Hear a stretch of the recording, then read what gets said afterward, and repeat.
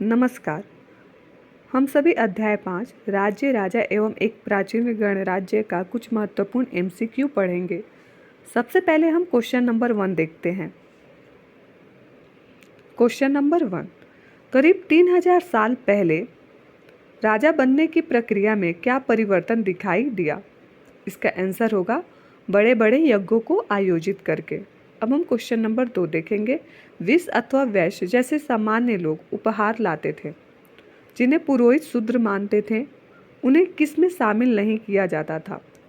तो इसका आंसर होगा अनुष्ठान, यानी कि उन्हें अनुष्ठान में शामिल नहीं किया जाता था। क्वेश्चन नंबर 3, उत्तर भारत के किस क्षेत्र में कई ग्रंथ रचे गए थे? इसका आंसर होगा गंगा और यमुना। क्वेश्चन नंबर 4, यज्ञ के अवसर पर तथा राजा की विजय और अन्य गुणों का गान कौन करता था? इसका आंसर होगा राजा का सारथी, यानी कि जो राजा का सारथी होता था। क्वेश्चन नंबर 5, ऋग्वेद के काल को किस नाम से जाना जाता है? इसका आंसर होगा ऋग्वैदिक काल।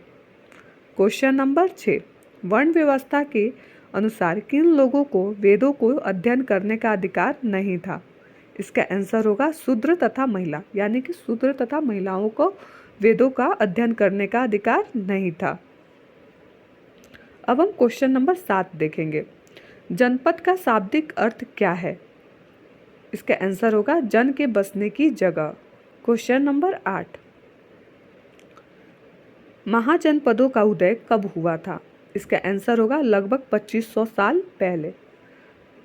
क्वेश्चन नंबर 9, पुरोहितों ने लोगों को 4 वर्गों में विभाजित किया, जिन्हें क्या कहा जाता है? इसका आंसर होगा वर्ण, यानी कि इन्हें वर्ण कहा जाता है। क्वेश्चन नंबर 10, उपमहाद्वीप के पूर्वोत्तर क्षेत्र जैसे कि कई इलाकों में किस की असमानता बहुत कम थी?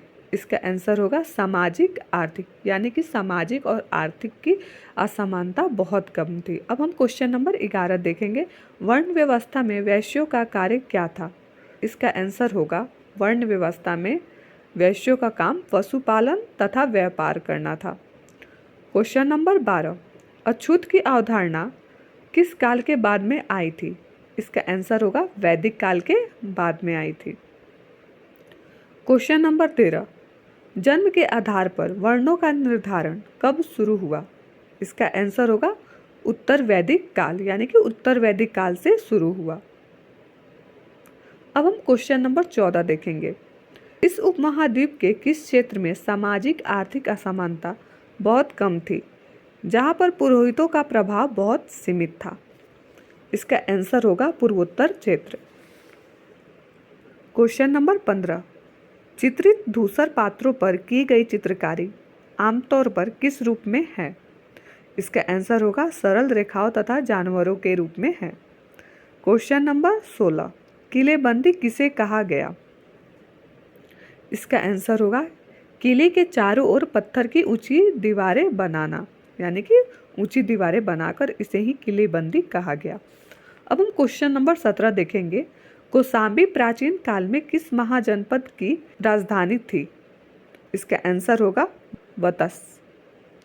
क्वेश्चन नंबर 18, महाजनपदों के राजा द्वारा उपज का कितना हिस्सा कर के रूप में निर्धारित किया गया था? इसका आंसर होगा 1/6वां हिस्सा। अब हम क्वेश्चन नंबर 19 देखेंगे। महाजनपद के राजाओं द्वारा कारीगरों के ऊपर किस रूप में कर लगाए गए थे? इसका आंसर होगा श्रम के रूप में, यानी कि श्रम के रूप में कर लगाए गए थे। क्वेश्चन नंबर 20, महाजनपद युग में कृषि के क्षेत्र में 2 बड़े परिवर्तन आए। अब हम देखेंगे कौन से परिवर्तन आए। इसका आंसर होगा हल के फाल अब लोहे के बनने लगे थे तथा लोगों ने धान के बीज छिड़ककर उपजाने के बजाय धान के पौधा रोपण की प्रक्रिया सीख ली है।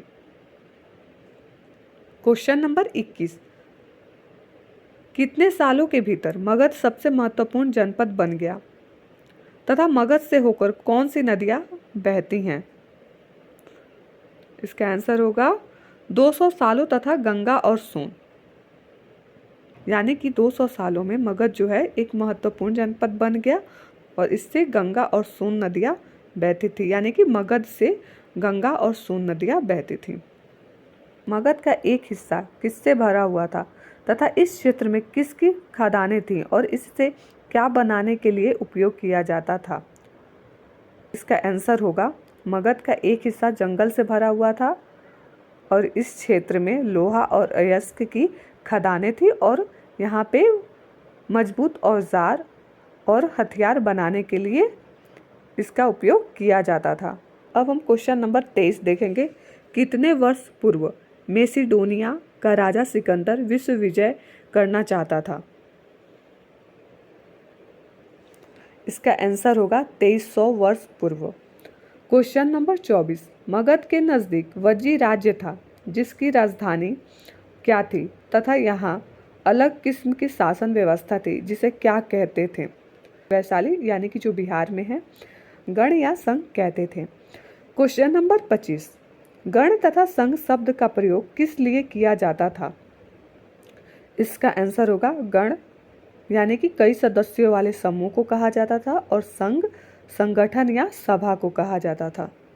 अब हम क्वेश्चन नंबर 26 देखेंगे। दीर्घ निकाय एक प्रसिद्ध बौद्ध ग्रंथ है जिसमें बुद्ध के कई व्याख्यान दिए गए हैं। इन्हें कितने साल पहले लिखा गया था? इसका आंसर होगा 2300 साल पहले। क्वेश्चन नंबर 27, अजातशत्रु वज्जी संघ पर आक्रमण करना चाहते थे जिसके लिए उन्होंने किसे बुद्ध के पास सलाह के लिए भेजा था? इसका आंसर होगा अपने मंत्री वशकार, यानी कि अपने मंत्री वशकार को सलाह के लिए भेजे थे। अब हम अंतिम क्वेश्चन देखेंगे। क्वेश्चन नंबर 28, किसने गढ़ और संघ विजय प्राप्त कर अपने राज्य में शामिल कर लिया था? इसका आंसर होगा गुप्त शासकों ने, यानी कि गुप्त शासकों ने विजय प्राप्त कर अपने राज्य में शामिल कर लिया था। इस प्रकार अध्याय 5 का MCQ समाप्त हो गया। नमस्कार। मैं आप सभी से कहना चाहती हूँ कि आप सभी वीडियो देख लेने के बाद वीडियो को लाइक, सब्सक्राइब, कमेंट करना मत भूलिएगा। नमस्कार।